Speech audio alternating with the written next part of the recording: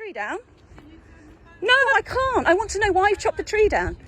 Okay, well, this is public land. This is a tree we all enjoy as people who live here.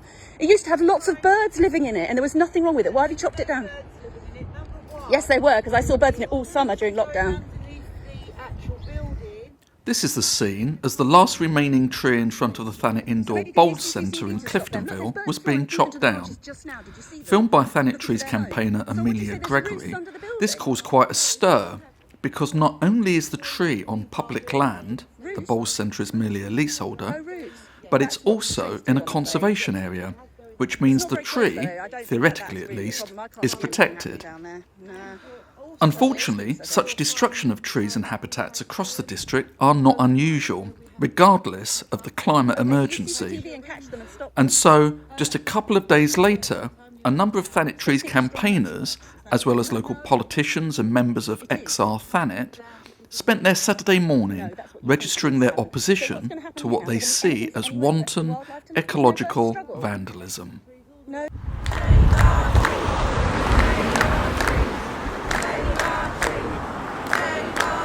When you look at what there used to be here and how it's all gradually been removed, I think it's shocking. We must have better enforcement and we must have better information for people so they know they're doing wrong when they damage and cut down trees. Yeah, this is actually public land, isn't it, that they're leasing? I believe so, yes. So why they didn't seek permission or whether they did seek permission and it's gone through on the nod, I've no idea. But we just need a much clearer policy so people understand and better enforcement. Would Thanet Council be prepared, or does it have the resources to enforce this even if they wanted to? I think they should. I think what we need, I find this really odd as a person on the left, as a Green Party person, to say we need more enforcement, but we actually do. And it would be helpful to everybody if we had better information and better enforcement so we know where we are. Yeah. People don't understand that they're doing wrong by damaging trees at the moment in this area because the information isn't out there. That's what we need. Somewhere appropriate.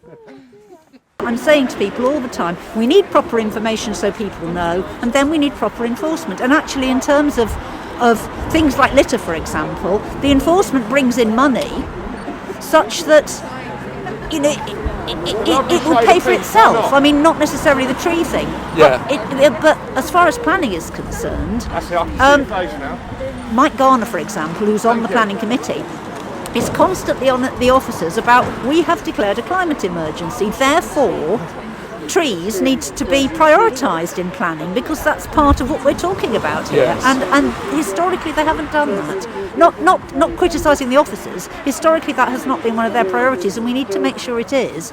And then we need to make sure that there's information out there that people know that they can't just keep cutting stuff down willy-nilly. One might have thought that during a climate emergency, a call to preserve and protect trees would be uncontroversial. But not here. As the protesters gathered around what was left of the tree, someone inside the nearby Cliftonville Bowls Club was making angry gestures at them. So I went to have a chat. They refused point blank to talk on camera, but despite the fact that the Cliftonville Bowls Club is a completely different site, they said they felt they were being vilified by the campaigners, even though the campaigners were focusing entirely on the tree. What was their reason for sticking the fingers up? Did you ask them? Well, they said that they've got nothing to do with this. They say No, they haven't. No, because they're a separate lease. Yeah. But why they were then sticking fingers up at us, I really don't understand. You know, because we weren't actually protesting about them. No. They said that there had been loads of, sort of like drug taking, and someone had actually tried to set fire to a bike. To which the answer is they should use their CCTV and start engaging. Well, they should actually move their CCTV, here. So it's actually. That's what I mean. Yeah. So they say that they've faced physical and verbal abuse from people. They've tried to clear people away from here. Right. So destroying nature is the answer, is it? No, I don't think it is. So the question... Yeah. And basically they said they complained to Thanet Council. I'm not entirely sure what Thanet Council would do about antisocial behaviour, that's the term. So they then complained to the police. Apparently this dialogue has been going on for quite some time. And they said that it was the police that recommended they take the tree down. Yeah, I have heard this, in fact, from one of the members of the club, yeah. And they were proposing to replace the tree with a, as it were, a little sort of a little garden of trees on this land. They said that actually... Oh, they didn't propose that. That's come from loads of people, who've been campaigning about it. Yeah. So that was the issue, and it's like they were obviously very angry about it because they felt as if they were being sort of like portrayed as, people who... But it's not even about them. Well, exactly. Like what? Surprising. Yeah, I mean, the whole issue is that all of this land here is council owned, it's freehold, and there are covenants stating how it should be used and what should be done on it. And even this entire building shouldn't really be here according to those covenants because they're supposed to be full view of the sea.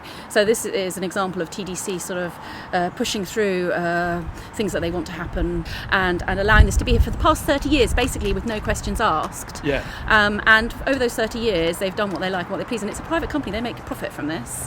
It's an industrial shed, it makes no use of the location. They could be in a industrial shed in the middle of Thanet. They don't need to be here. They zoom in their cars at high speed, they park, they get out, they go in here. They do absolutely nothing to engage with the local area. Most of the people who use this are not from Cliftonville right here.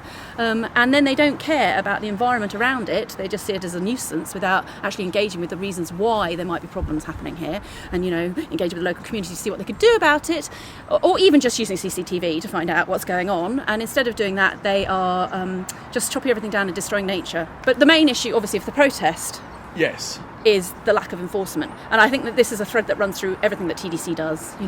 They claim to do things, they make promises, they say stuff, and there's absolutely no action. Thanet Trees has been protesting against the felling of trees and the destruction of environment for the past 3 years nearly now, and every time the same issue happens, TDC will not enforce the penalties that are supposed to be given to those who destroy nature. And if TDC keep refusing to do that time and time again, then what is there to stop people doing it? As we have seen, they just operate how the hell they want. And even with this tree, the best thing that the councillors have offered is that they're going to chat to the tree officer. The tree officer has said, we're going to see if they pollard it properly, and that's that. The fact is, there's an issue here. They were going to fell it. It needs permission to be felled in a conservation area. Nobody's doing anything about that. Nobody is protecting it by saying that you have done wrong and therefore there should be a fine. And even our local councillors seem completely uninterested in pursuing this, and that's what really concerns me. We vote in our local councillors and we expect them to operate to certain standards and to listen to the community and to make sure that the officers operate within the law.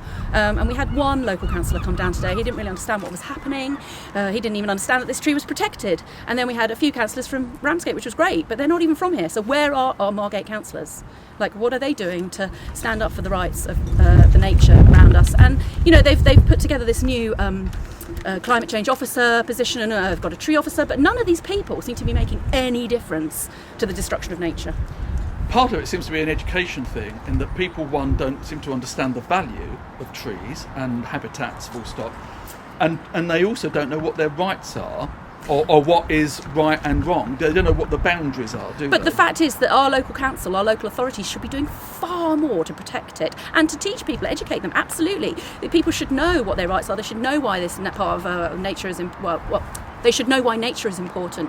We shouldn't be having to be activists persuading people that they should care about it, because everywhere we see TDC paying lip service to environmental laws like climate change, and then they're going to build an airport and they're going to fell all these trees, and it's like none of this makes any sense in the grand context of having to reinstate our biodiversity right now. Yeah. And when I moved to Thanet 4 years ago, there was, until very recently, there was no positions for the environment in Thanet District Council. Literally nobody, no policies, nothing. You look at any other local council, they have these in place. Yes. Why does TDC not have them, and why are they so slow on the uptake to actually do anything? It's all chit chat, no action, and it's got to stop. Everybody's fed up with it.